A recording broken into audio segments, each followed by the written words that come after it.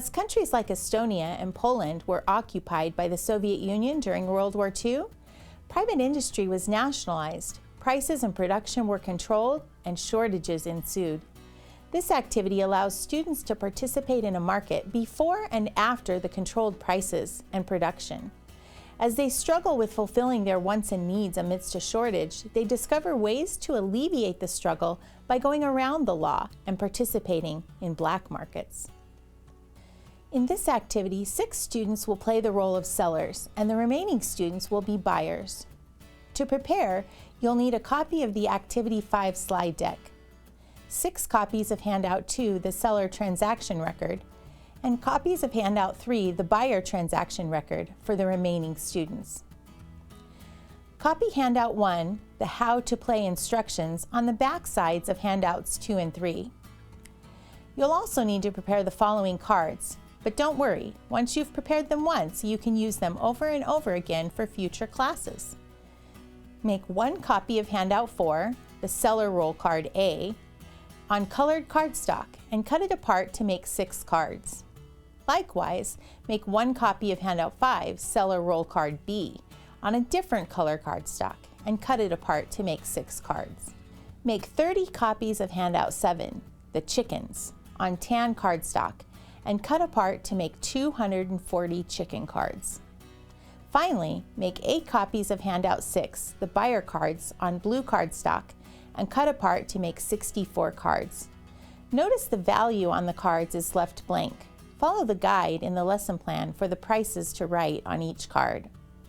Now you're ready to set up your classroom. If possible, clear the center of the room and set up 6 stores around the perimeter to create a marketplace.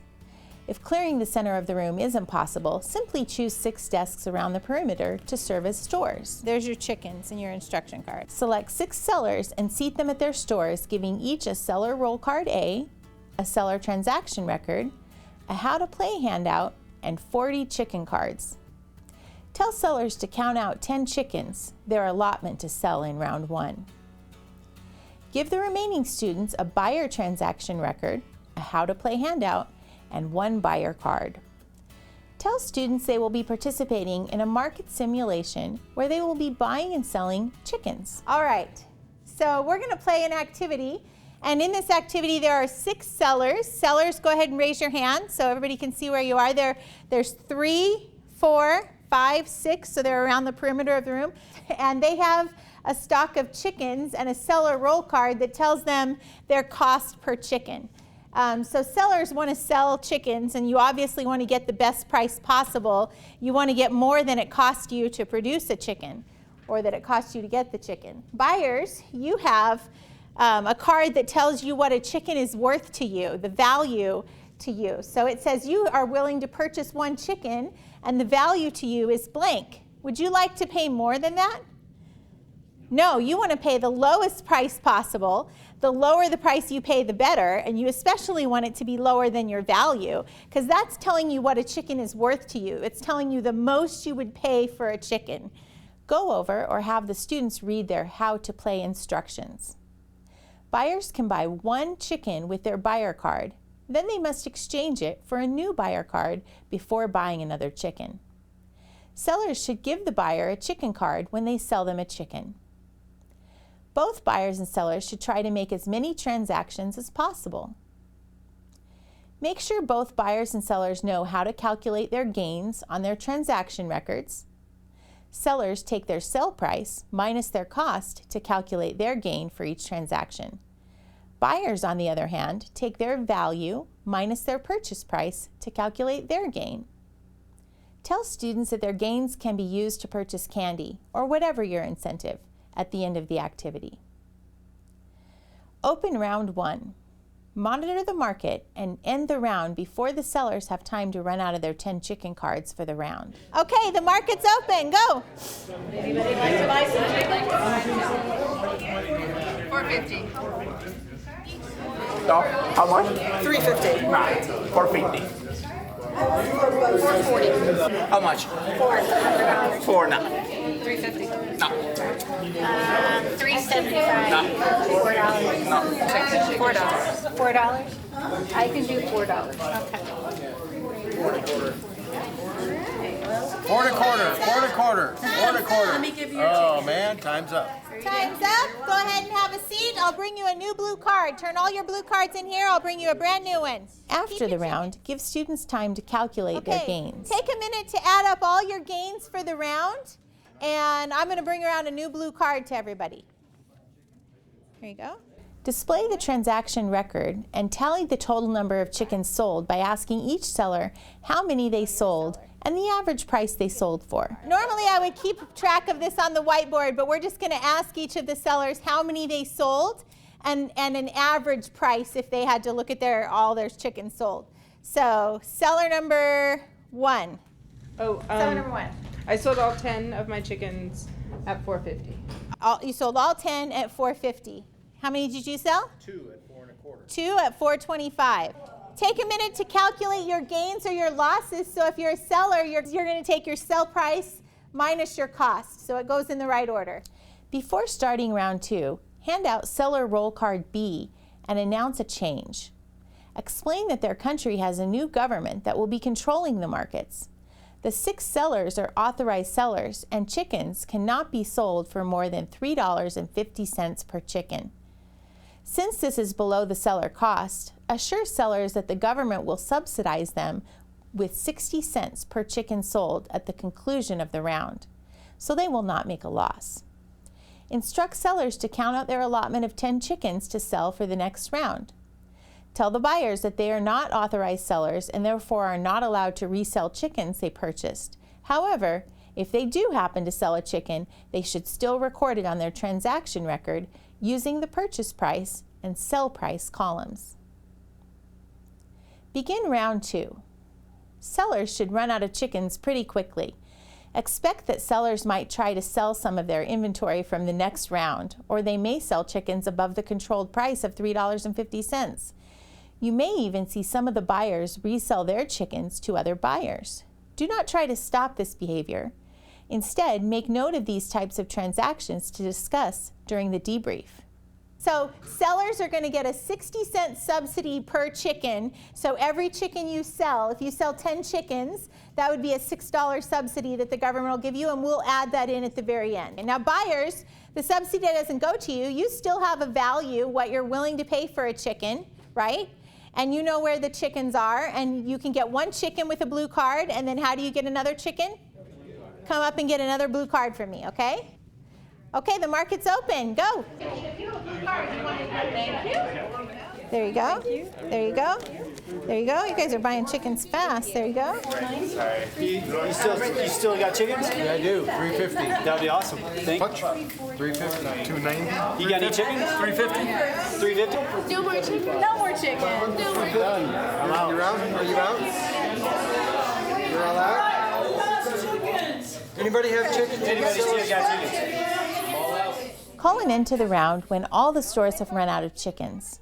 Have the students calculate their gains or losses on their transaction record. Tell each seller to add in their subsidy of $6. That's 10 times 60 cents. Purposes. How many did you sell? 10. 10, and at what price? At the limit of $3.50 per chicken. And he looked at Once again, record on the tally sheet the number of chickens sold by each seller and ask them the average price. If there were several examples of black market transactions, you can end the activity here. Examples would be sellers selling above the controlled price, sellers selling extra chickens, buyers reselling their chickens, and etc. If not, run 1 additional round. Before the additional round, ask who made big gains and who got a lot of chickens. Compliment those students. Tell sellers they can really help their families with those gains, and remind them they can only buy candy with gains at the conclusion of the activity. Tell buyers that their families are hungry and it's really important that they buy chickens in this next round. For buyers that didn't get chickens or didn't get enough, encourage them to find ways to get chickens as their families depend on it. Run round 3 and watch for examples of black market transactions. Anyone willing to break the law? $4. $4. $3.75. $3.75. All right, I'm Going crooked. 350. Oh, again? 350. You selling chickens? Yes, I am. How much? 350. 350. All right, thank you. Got you this time. Wait, the last one. I'll do 410. 415. 415. 420. 420. 430. 430. 450. 450. We'll go there. We're good. I got it. Wait, it was a binding. I'm reporting you. Oh, damn it. Conclude the round, conduct a final tally, and give students time to calculate their overall gains for the whole activity. Debrief the activity. In the last round, the round ended before I called an end to it, and I heard you guys going, chickens, chickens? Anybody have chickens? What do we call that kind of a situation when there's all these buyers standing around? Scarcity. It is scarcity. There's a scarcity of chickens, but it was a shortage. The quantity demanded for chickens was greater than the quantity supplied. Ask questions like, were there any sellers that sold more than 10 chickens when the price was controlled, and why? Were there any sellers that sold above the controlled price, and why? Were there any buyers that resold a chicken, and why? Who bought a chicken from another buyer instead of another seller? For those that bought chickens from other buyers, what price did they pay? Point out that all of these transactions are example of black market transactions. Black market transactions are illegal, meaning they happen outside the controlled and regulated market. Why were some people willing to engage in these illegal transactions? Because they had an incentive to do so. Perhaps it was for gains, or the benefit was greater than the cost. Explain that a shortage occurred when sellers ran out of chickens and there were still lots of buyers wanting to buy chickens. Why did the shortage occur? Because the controlled price was too low. It was below the going price, or what we call the market price. Explain that when buyers and sellers can't meet their needs in legal markets, they turn to black markets to fulfill those needs. All of these transactions are an example of what we call black market transactions. They're illegal, meaning they happened outside the controlled, regulated market.